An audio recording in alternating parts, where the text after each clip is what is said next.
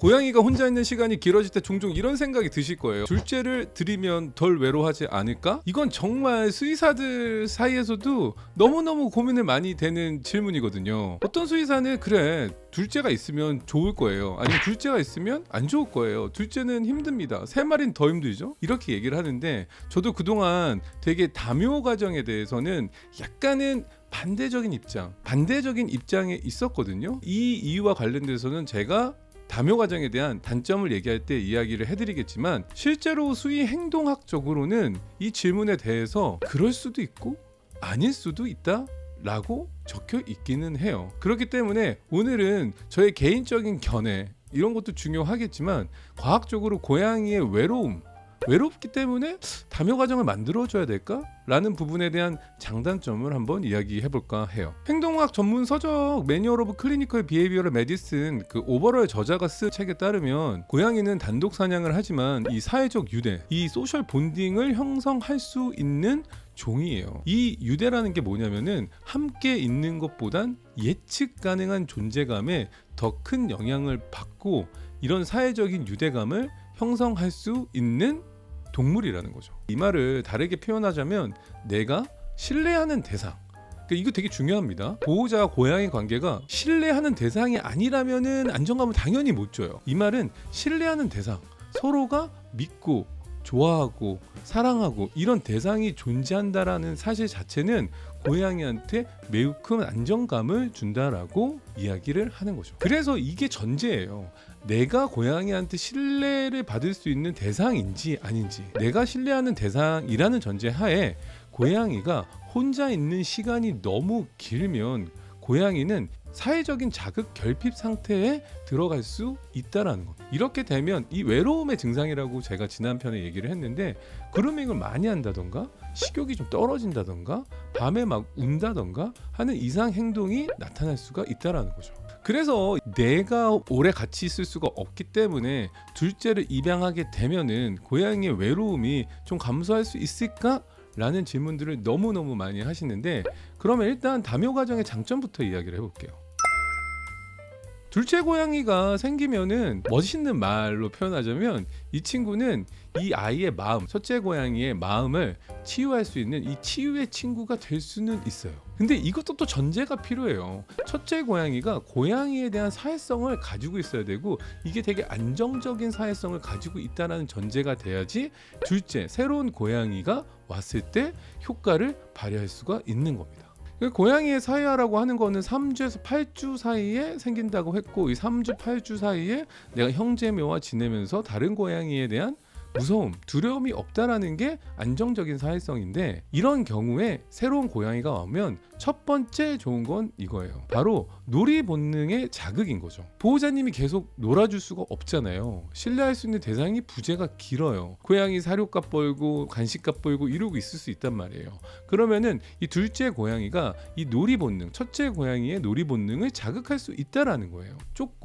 쫓기고 노는 것을 모방하고, 그러면서 자연스럽게 서로의 신체 활동, 육체 활동이 증가할 수 있는 장점이 있는 거죠. 두 번째는 둘째 고양이에게 해당되는 것 같은데, 바로 사회적인 관찰 학습이 가능하다는 거예요. 첫째가 집사랑 교류하는 모습을 보면 둘째가 더 빠르게 적응할 수 있거든요. 많은 분들이 그런 얘기해요. 첫째 고양이가 하는 걸 둘째가 바로 따라해요. 그러니까 모방 행동이죠. 아니, 둘째 고양이가 하는 행동을 첫째가 또 따라하기도 해요. 첫째가 엄마랑 아빠랑 편안하게 잘 지내는 모습을 보여주면 둘째 고양이는 이거를 되게 빠르게 학습하고 그 환경에 편하게 적응할 수 있다라는 거죠. 이런 것들이 서로가 사회적인 관찰 학습이 이루어질 수 있다라는 거예요. 세 번째는 보호자님들이 가장 바라는 거죠. 정서적인 안정감을 줄 수 있다는 겁니다. 보호자님, 집사가 바쁜 스케줄로 인해서 집안에 부재한다고 하더라도 고양이 입장에서는 완전한 고립 상태가 안 될 수 있다는 거예요. 많은 분들이 이 지점에 꽂혀서, 이 지점을 생각해서 이 둘째 고양이를 입양해서 내가 부재하더라도 고양이한테 정서적인 안정감을 주고 싶어 라고 생각하는 이유이기도 해요. 둘째가 와서 생기는 이러한 장점들 있잖아요. 이러한 것들을 교과서에는 어떻게 얘기하냐면 둘째 고양이와 첫째 고양이의 상호작용이 첫째 고양이의 스트레스를 완화를 돕기 때문에 이 파지티브 소셜 버퍼링 이펙트라고 해요. 무슨 얘기냐면 버퍼링이 생기는 거예요. 그러니까 긍정적으로 완충 효과가 생기는 거죠. 한마디로 자동차로 치면은 범퍼 같은 거예요. 한 방에 빵 사고가 나면 내가 너무 힘들겠지만 중간에 완충 역할을 해주는 게 바로 둘째 고양이가 될 수 있다라고 설명을 하기도 합니다. 하지만 제가 항상 주구장창 주장했던 둘째 입양하는 거 안 돼요 라고 하는 이유는 바로 이 다묘 가정에 갖는 단점이 있기 때문입니다. 왜냐면 모든 고양이가 친구를 원하지는 않거든요. 외로움에 대한 이야기를 할 때 입장을 바꿔 놓고 생각을 해보자고 했잖아요. 특히나 고양이 또한 이 성격 차이, 공간이 부족해지는 거, 영역 경쟁 같은 경우는 되게 큰 스트레스 요인이에요. 마치 사람이 성인이 돼서 어렸을 때는 뭐 형이랑 같이 형제끼리 같은 방을 쓰고 잘 지낼 수도 있지만 내가 20살이 넘어가고 사춘기가 넘어서 성인이 되면은 내 책상, 내 공간, 내 침대, 나만의 프라이버시가 되게 중요하게 되잖아요. 당연히 형하고 성격이 차이가 생길 수도 있고 싸우기도 하고 투닥투닥 하는 경우 되게 많잖아요. 게다가 내가 뭐 하려고 하면 같이 자는데 공간이 부족할 수도 있고 이 공간은 내가 써야 되고 컴퓨터도 내가 써야 되는데 누가 뭐 게임을 하고 있거나 그러면 이러한 것들이 상당히 스트레스 요인이 될 수가 있다라는 거예요. 그 스트레스를 받게 되면 어떻게 된다? 코티졸 호르몬이 당연히 상승하고 이러한 것들이 소변 스프레이나 다툼이 될 수도 있는 거예요. 당연히 싸움이 나겠죠. 저도 형하고도 엄청 싸우기도 하고 막 그다음에 이건 내 거니까 이름 쓰기도 하고 막 그러거든요. 내 거 뭐 나응식 이렇게 막 쓰기도 하는데 제가 얘기하는 게 고양이의 소변 스프레이는 자기 이름을 쓰고 다니는 거랑 똑같거든요. 그렇기 때문에 스트레스를 받아서 코티졸 호르몬이 상승하면 소변 스프레이나 당연히 둘의 싸움이 늘어날 수도 있다는 거죠. 그래서 이거를 되게 전문적으로 얘기를 하면 닥터 오버럴 박사는 이렇게 얘기를 했어요. Competing Resource Stress라고 부른다고요. 무슨 얘기냐면 경쟁, 하나의 자원, 자는 공간이 될 수도 있고요. 나만이 휴식을 취할 수 있는 TV가 될 수도 있고요. 이러한 리소스를 공유하고 경쟁이 붙기 때문에 스트레스가 상당히 높아질 수 있다라는 거죠. 특히나 같은 공간 내에서 은신처, 숨숨집이나 화장실이나 급식기의 개수가 부족할 경우에는 공격성 행동, 상대방에 대한 짜증부터 화내는 거, 물리적인 거 이러한 것들이 유의미하게 증가한다라고 보고되고 있습니다. 입장을 한번 바꿔봐요. 예를 들어서 내가 혼자 편안하게 화장실 막 가야 되는데 누가 쓰고 있고 밥 먹어야 되는데 막 밥그릇이 부족하고 그다음에 나는 이 반찬을 좋아하는데 이 반찬을 막 같이 먹어야 되니까 뺏기고 이런 부족한 상황. 사람도 짜증나고 화가 나니까 짜증을 낼 때도 있고 화를 낼 때도 있고 뭐 그냥 물리적으로 막 투닥투닥 할 때도 있고 이러한 것들이 당연히 증가하잖아요. 그러니까 마찬가지로 고양이들이 이러한 스트레스가 생각보다 되게 중요하고 크다라는 거예요. 그래서 성공적인 다묘 가정의 조건이라는 게 있어요. 저 또한 이런 조건이 잘 맞는다면은 다묘 가정을 뭐 무지성으로 반대하거나 그러지는 않습니다. 왜냐면 이 조건이 맞는다면은 저는 다묘 가정 하시고 괜찮을 것 같아요 라고도 이야기를 드리기도 해요.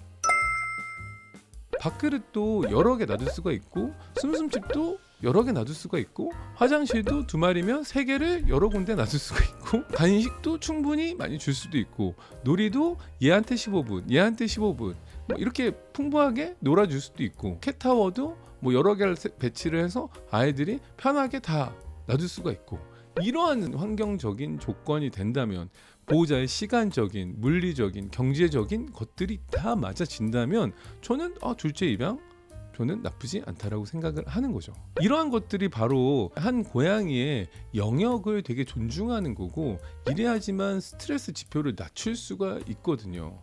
그런데 제가 항상 얘기하는 게 이러한 것들이 준비되어 있지 않고 제공할 수 없는 상황에서 만약에 둘째 고양이를 단순하게 정서적인 안정감, 존재의 안정감을 주기 위해서 입양을 한다는 거는 오히려 안정감을 얻는다기보다는 경쟁으로 인한 스트레스를 유발할 수도 있다라는 거예요.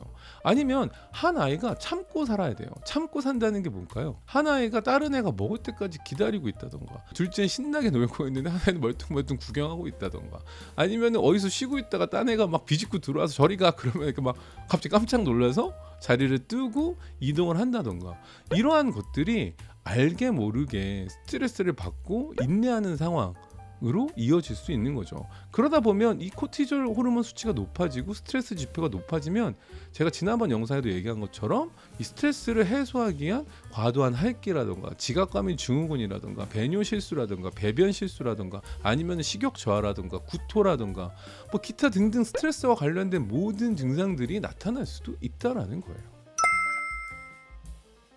둘째를 입양하면서 성공하는 거는 꼭 조급해 하실 필요가 절대 없어요. 빨리 한다고 되는 게 아니라 단계적으로 담요나 장난감을 서로 바꿔서 냄새를 먼저 후각적으로 익히게 하고 서로의 냄새에 익숙해진 다음에는 시각적인 노출, 그다음에 제한적인 접촉, 그다음에 서로가 같이 놀 수 있게 자유로운 상호작용 단계로 천천히 나아가야 된다라는 거죠. 항상 강조하는 게 절대 서두르시면 안 돼요. 절대 서두르시면 안 되고 이 단계를 아주 천천히 1주일, 2주일, 3주일, 4주, 한 달, 2달, 3달.